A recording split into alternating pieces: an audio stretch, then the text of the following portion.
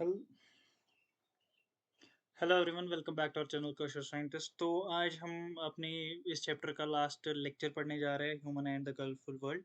हमने बहुत सारे फिनोमेनन्स देखे। आज हम जो बात करने जा रहे हैं that's about the atmospheric refraction और स्कैटरिंग ऑफ लाइट। और इन एटमॉस्फेरिक रिफ्रैक्शन की वजह से जो इफेक्ट्स आते हैं, like twinkling of stars, advance sunrise and sunset, वो उस चीज़ के बारे में बात करने जा रहे हैं। तो पहली चीज़ जो हम डिस्कस करेंगे दैट इज एटमॉस्फेरिक रिफ्रैक्शन। तो एटमॉस्फेरिक रिफ्रैक्शन बेसिकली है क्या? Atmospheric refraction is the light of light is induced by the earth's atmosphere is known as atmospheric refraction. तो जो रिफ्रैक्शन किसकी वजह से हो रही है? एटमॉस्फेयर की वजह से हो रही है। उसको हम क्या बोलते हैं? Atmospheric refraction. और एटमॉस्फेयर की वजह से ये रिफ्रैक्शन क्यों हो रही है? क्योंकि जो हमारा एटमॉस्फेयर होता है उसमें वेरिंग ऑप्टिकल डेंसिटीज होती है। ऑप्टिकल डेंसिटीज होती है मतलब atmospheric refraction occurs because the different layers of the earth's atmosphere vary in terms of optical densities। अगर ये सरफेस है अर्थ की और यहाँ हमारा एटमॉस्फेयर का खत्म हो रहा है, तो यहाँ से यहाँ तक जो हमारा म्यू होगा वो कांस्टेंट नहीं होगा, बट कि वेरी कर रहा होगा। और जितना हम अर्थ की सरफेस से ऊपर जाएंगे, या हम बोल सकते हैं जितना हम अर्थ की सरफेस के नीचे आए के नज़दीक आएंगे, उतना हमारा म्यू इंक्रीज होगा, और जितना हम ऊपर जाएंगे उतना हमारा म्यू डिक्रीज होगा। ठीक है। तो हम बोलेंगे कि ज़्यादा ऑप्टिकल डेंसिटी अर्थ के सरफेस के नज़दीक होगी, और कम डेंसिटी ऑप्टिकल डेंसिटी अर्थ के सरफेस से बहुत दूर होगी। अब इस एटमॉस्फेरिक रिफ्रैक्शन की वजह से जो फिनोमेनन्स टेक पार्ट करते हैं, उनमें जो पहला है that is the twinkling of stars. तो ट्विंकलिंग ऑफ स्टार्स में क्या होता है? बेसिकली सेम चीज जो हमने देखी एटमॉस्फेरिक रिफ्रैक्शन, वही इफेक्ट यहाँ पे भी होगा। जो हम देख रहे हैं यहाँ पे इमेज, देखो ये बच्चा यहाँ से देख रहा है स्टार को। स्टार से जो लाइट आ रही है, ये एटमॉस्फेयर में रिफ्रैक्ट होके ऐसे कर्व पाथ के थ्रू आ रही है। ठीक है। बट जब ये परसीव कर रहा है इसको, ये वापस एक रिट्रेस करेगा एक स्ट्रेट पाथ, और उसे लगेगा कि जो स्टार है वो यहाँ पे है। अपेरेंट पोजीशन होगी स्टार की। अब तो ये तो पता चल गया हमारा कि ये अपेरेंट पोजीशन है, बट ये ट्विंकल क्यों कर रहा है? ट्विंकल इस वजह से कर रहा है। पहला रीजन अगर मैं ट्विंकलिंग का बोलूंगा, that is the varying intensities. Intensity या मैं बोलूंगा fluctuation is intensity. Fluctuation in intensity. कभी कभी क्या होता है, जो लाइट की आ रही है वो उसकी इंटेंसिटी फ्लक्चुएट हो रही है, और उस वजह से हमें क्या लगता है कि स्टार्स ट्विंकल कर रहे हैं। दूसरा रीजन जो ट्विंकलिंग का आता है दैट इज कि जो पाथ हो रही है, जब जो ये पाथ आ रही है, पाथ में एटमॉस्फेयर में डिस्टरबेंस आ रही है। इस पाथ की atmospheric disturbances in the path of light, जिसकी वजह से क्या होगा, जो ये अपेरेंट पोजीशन है ये फ्लक्चुएट करेगी। और अगर अपेरेंट पोजीशन फ्लक्चुएट करेगी तो उसकी वजह से क्या होगा, हमें ट्विंकलिंग का इफेक्ट नजर आएगा। हमें ट्विंकलिंग का इफेक्ट नजर आएगा। तो ये हो गए हमारे दो बेसिक। इसमें क्या, ये तो हमें पढ़ा कि पहला जो एटमॉस्फेरिक रिफ्रैक्शन का पहला इफेक्ट था वो था ट्विंकलिंग ऑफ स्टार्स। ठीक। नेक्स्ट जो हम बात कर रहे हैं एडवांस्ड सनराइज सनसेट की। तो अगर हम देखें, अगर ये हमारी अर्थ की सरफेस है, ठीक है, और ये हमारा एटमॉस्फेयर है, सपोज ये हमारा हॉरिजन है, और यहाँ पे अभी सन पहुंचा है। ठीक। जब रेज ऑफ लाइट इस एटमॉस्फेयर पे पड़ेंगी तो ये रिफ्रैक्ट एटमॉस्फेयर पे रिफ्रैक्ट होके सपोज यहाँ पे पहुंच गई। ठीक है।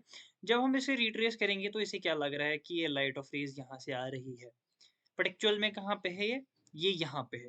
तो ये जो डिफरेंस होती है इनकी पोजीशन में, ये 2 मिनट का डिफरेंस होता है कि हमें 2 मिनट पहले ही सन दिखने लगता है। सनराइज कब हमें दिखता है? 2 मिनट पहले ही। वो हॉरिजन के नीचे ही होता है, बट हमें लगता है कि वो हॉरिजन के ऊपर आ गया है। This is due to the atmospheric refraction. अब सनसेट के टाइम पे क्या होता है, सेम यही जो सन है ये यहाँ पे होता है। ठीक है। अब ये धीरे धीरे आके यहाँ पे पहुंच गया, बट अभी भी लाइट यहाँ से यहाँ आ रही है, और हमें ये इमेज कहाँ पे मिल रही है? सिंस के सनसेट के टाइम सन हमें आगे और हॉरिजन के नीचे चला भी गया है, बट जो हमें इसकी अपेरेंट पोजीशन जो है वो हॉरिजन के ऊपर ही है। और सेम यहाँ पे भी 2 मिनट का गैप होता है। तो हम जो डिले या सनराइज में एडवांस होता है सनसेट या सनराइज में, वो कितने का होता है, 2 मिनट का होता है। जो यहाँ पे एक डायग्राम बनाई गई, यहाँ से हम थोड़ा इसको देख सकते हैं। यही डायग्राम कल को अगर एग्जाम में सवाल आया, what is atmospheric refraction, what are the effects due to the atmospheric refraction, तो हम ये डायग्राम्स बनाएंगे और एक्सप्लेन करेंगे इस फिनोमेनन को। ठीक है, आगे बात करते हैं स्कैटरिंग। आगे बात करेंगे स्कैटरिंग ऑफ लाइट की। What is scattering of light? जब हम देखते हैं एटमॉस्फेयर में बहुत सारी चीजें होती है। डस्ट होती है, एयर होता है, इसमें क्या होता है, वाटर ड्रॉपलेट्स प्रेजेंट होते हैं। और इन मिक्सचर की वजह से जब इन पार्टिकल्स पे क्या लाइट पड़ती है, ये इसको हर डायरेक्शन में स्कैटर कर देते हैं। इसको हर एक डायरेक्शन में स्कैटर कर देते हैं। And this effect is known as scattering of light. जब भी एक पार्टिकल पे या किसी ऑब्जेक्ट पे लाइट पड़े और वो उसे हर डायरेक्शन में इमिट करे, that is known as the scattering of light. ये हमारे पास ये है स्कैटरिंग ऑफ लाइट। अब इसमें एक इंपॉर्टेंट फिनोमेनन आता है स्कैटरिंग ऑफ लाइट में, it's called relay scattering. Relay scattering, relay scattering क्या बोलता है, जितनी हमारी वेवलेंथ कम होगी उतना स्कैटरिंग बढ़ेगी। सो हम बोलेंगे scattering of light is inversely proportional to the wavelength. ये हमारा रिले स्कैटरिंग बोलता है, जितनी हम वेवलेंथ कम करेंगे लाइट की, उतनी स्कैटरिंग ज्यादा होगी। और इसी फिनोमेनन के बेसिस पे हमारा आगे वाला एक ब्लू कलर ऑफ आई, हम बोलते हैं ना स्काई का कलर ब्लू क्यों है, वो उसका रीजन इसी में छुपा हुआ है। उसके हम बात करेंगे आगे। आगे बढ़ते हैं और पहले बात करते हैं टिंडॉल इफेक्ट की। What is Tyndall effect? The earth's atmosphere is a heterogeneous mixture of minute particles. These particles include smoke, tiny water droplets, suspended particles of dust, and molecules of air. When a beam of light strikes such fine particles, path of them becomes visible, and the light reaches us after being reflected diffusely by these particles. The phenomenon of spectring of light by the colloidal particles gives rise to the Tyndall effect. तो क्या होता है basically, जब भी किसी colloidal solution है, colloidal particles पे जब बीम ऑफ लाइट पड़ती है, तो उनकी पाथ जो है वो विजिबल हो जाती है। उनकी पाथ जो होती है वो विजिबल हो जाती है due to the scattering of light. और इसी इफेक्ट को हम टेंडॉल इफेक्ट बोलते हैं। एंड आफ्टर द स्कैटरिंग जो लाइट का कलर है वो मे भी चेंज हो सकता है। इट डिटरमाइन करता है कि लाइट किस पोजिशन से आ रही है, पार्टिकल्स का नेचर क्या है, ये उस चीज पे डिपेंड करता है। तो basically what is Tyndall effect is the scattering of light by the colloidal solution. इसी को हम टेंडॉल इफेक्ट बोलते हैं। And this Tyndall effect causes की जो पाथ ऑफ लाइट है वो विजिबल हो जाती है। तो हमने टिंडल इफेक्ट की बात की, तो टिंडल इफेक्ट क्या बोला हमने, जब भी कोलाइडल सॉल्यूशन है, कोलाइडल पार्टिकल्स पे लाइट पड़ती है, वो उसको स्कैटर करते हैं, और स्कैटरिंग की वजह से हमारी लाइट की जो पाथ है वो विजिबल हो जाती है, और इसी को हम टिंडल इफेक्ट बोलते हैं। तो मैं 3 चीजें डिस्कस की, twinkling of stars, advanced sunrise and late sunset, Tyndall effect.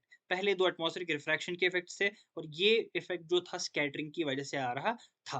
अब जो लास्ट वाला है इसमें, why sky is blue, why is the colour of sky blue. तो हमने अभी बात की थी स्कैटरिंग ऑफ लाइट में। क्या बात की थी हमने? हमने बात की थी कि एक कॉन्सेप्ट की, that is Rayleigh scattering. Rayleigh scattering क्या बोलता है